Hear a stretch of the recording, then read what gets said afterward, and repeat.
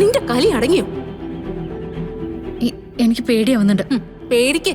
പേടിച്ച് നീ ഇവിടെ കിടന്നങ്ങ് ചാവ്. ചെയ്ത തെറ്റിനുള്ള ശിക്ഷ നീ അനുഭവിക്കും. ഇതിന് മാത്രമല്ല, ഇതിനു മുമ്പ് ചെയ്ത എല്ലാ തെറ്റുകൾക്കും. മനസ്സിലായോ നിനക്ക്?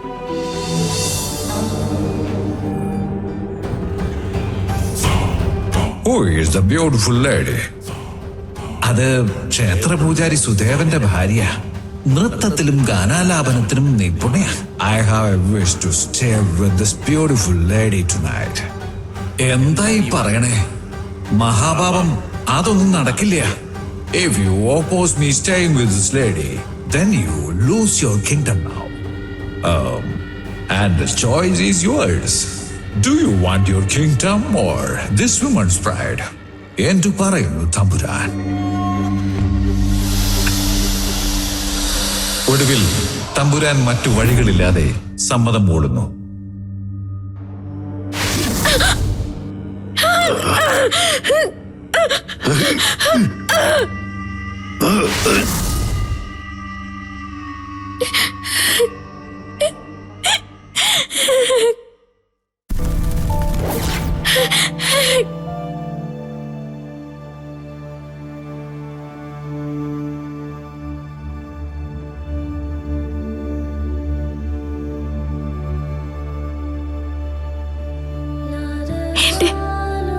ദൈവങ്ങളെ,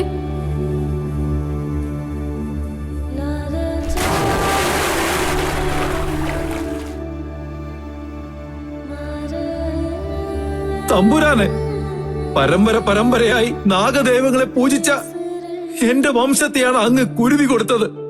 പെണ്ണിന്റെ മാനം കൊടുത്ത് അങ്ങ് നേടിയ അധികാരം ഇനി നിലനിൽക്കില്ല. നൊന്തു പിടയണ മനസ്സോടെ ഞാൻ പറയാ, കളരിക്കൽ നാട്ടുവംശത്തെ പുരുഷന്മാർ ആദ്യ വേളി കഴിച്ചെത്തുന്ന കന്യകമാർ സർപ്പദംശനം മൂലം മരിക്കാൻ ഇടവരട്ടെ.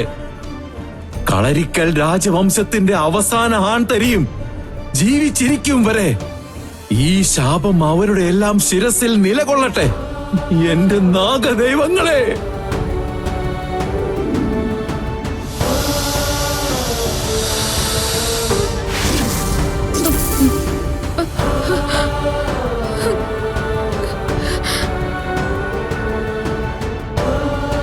അരുതാത്ത സംഭവിച്ചല്ലോ. കടുത്ത ദ്രോഹമാണ്. ഉഗ്രമായ നാഗകോപമാണ്. ഇത് കണ്ടു നിൽക്കാൻ നമ്മെ കൊണ്ട് വയ്യ. തിരുമേനി ക്ഷമിക്കണം. ഞാൻ ക്ഷമിച്ചുകൊണ്ട് കാര്യമില്ലല്ലോ. അഹങ്കാരം കൊണ്ട് അതിരുവിട്ടത് നാഗദേവങ്ങളുടെ മുമ്പിലാ. ശിക്ഷ അനുഭവിച്ചേ തീരൂ. തിരുമേനി, ഞാൻ കാല് പിടിക്കാം. കാലിന്റെ വേദന കൂടിയപ്പോ അവളുടെ ഭാഗത്തുനിന്ന് സംഭവിച്ചു പോയതാ. ഏയ്, അതൊന്നും പറയുന്നതിൽ യാതൊരു അർത്ഥവും ഇല്ല. ശിക്ഷ എന്താണെന്ന് വെച്ചാൽ അനുഭവിച്ചേ തീരൂ. അനിയൻ സാറിനെ ഓർത്തെങ്കിലും ഒരു പരിഹാര പൂജയ്ക്ക് തയ്യാറാവണം. തിരുമേനി, അവളുടെ കയ്യിൽ നിന്ന് അബദ്ധം സംഭവിച്ചതാ. സഹായിക്കണം. പ്രായച്ചിത്തം എന്താണെന്ന് നോക്കിയിട്ട് പൂജ കഴിക്കാം. നാളും പേരും അതൊക്കെ ഇവിടെ ഉണ്ടല്ലോ. അനിയൻ സാറ് എപ്പോഴും പൂജ കഴിപ്പിക്കുന്നല്ലേ?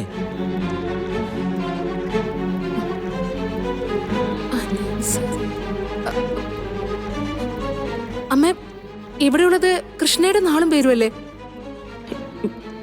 എങ്ങനെ തിരുത്തി പറയും? അത് സംശയിക്കില്ലേ? സാറിനോട് പറയില്ലേ? നിന്റെ കലി അടങ്ങിയോ? എനിക്ക് പേടിയാവുന്നുണ്ട്.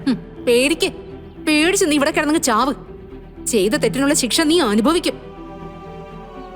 ഇതിന് മാത്രമല്ല, ഇതിനു മുമ്പ് ചെയ്ത എല്ലാ തെറ്റുകൾക്കും. മനസ്സിലായോ നിനക്ക്?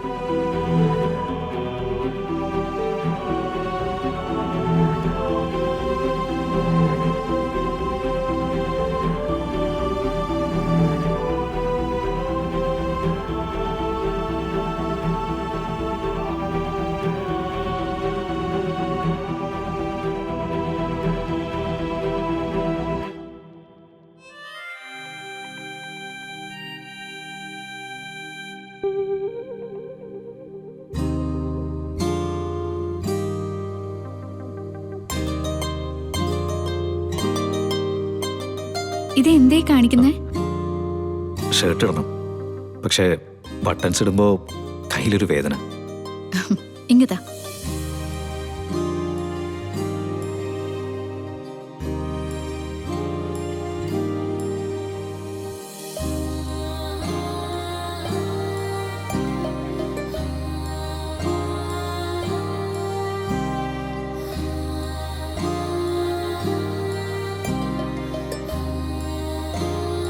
ഇനി കൈങ്ങ തന്നെ.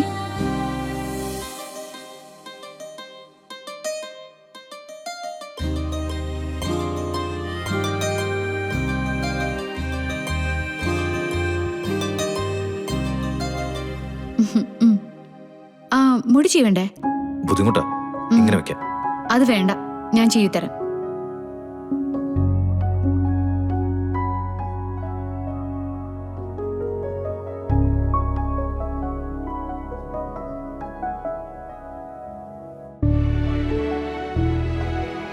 ആഹാ, സാറ് മേക്കപ്പിനൊക്കെ ആളെ വെച്ചാ? മേക്കപ്പിന് ആളെ വെച്ചൊന്നും അല്ലടോ. ഇതാണ് ഭർത്താക്കന്മാരുടെ സൗഭാഗ്യം എന്ന് പറയുന്നത്. കുളി കഴിഞ്ഞ് വന്ന ഭാര്യമാര് ഷർട്ടിട്ട് തരും, മുടി ചെയ്തി തരും. എന്നാ പിന്നെ ഒരു പൊട്ടൂടങ്ങ് ഇട്ട് കൊടുക്കും മാഡം. സംഗതി ഗംഭീരം ആയിക്കോട്ടെ.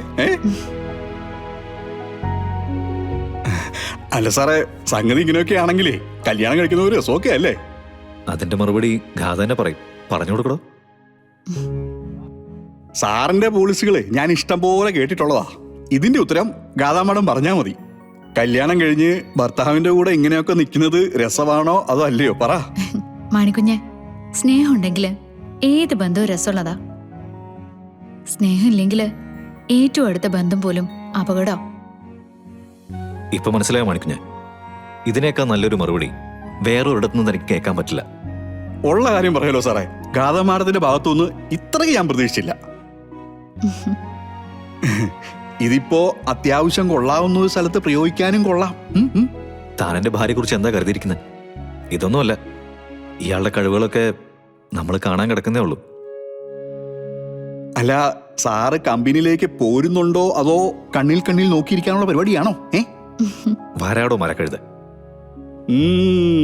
മനസ്സിലായി മനസ്സിലായി. എന്ത്? അല്ല, യാത്ര പറയുന്ന സമയത്തെ ഈ ഭാര്യയും ഭർത്താവും തമ്മിൽ ചില ചടങ്ങുകളൊക്കെ ഉണ്ടാവുമല്ലോ. അതാ സാർ ഉദ്ദേശിക്കുന്നത് എനിക്ക് മനസ്സിലായി. എന്നാ പിന്നെ ഞാൻ അങ്ങോട്ട് ഇറങ്ങാം. ഞാൻ ഇവിടെ സ്വർഗത്തിലെ കട്ടുമ്പായിട്ടിരിക്കുന്നത് ശരിയല്ലല്ലോ. നടക്കട്ടെ സാറേ. കണ്ണും കണ്ണും കഥകൾ കൈമാറുന്നു.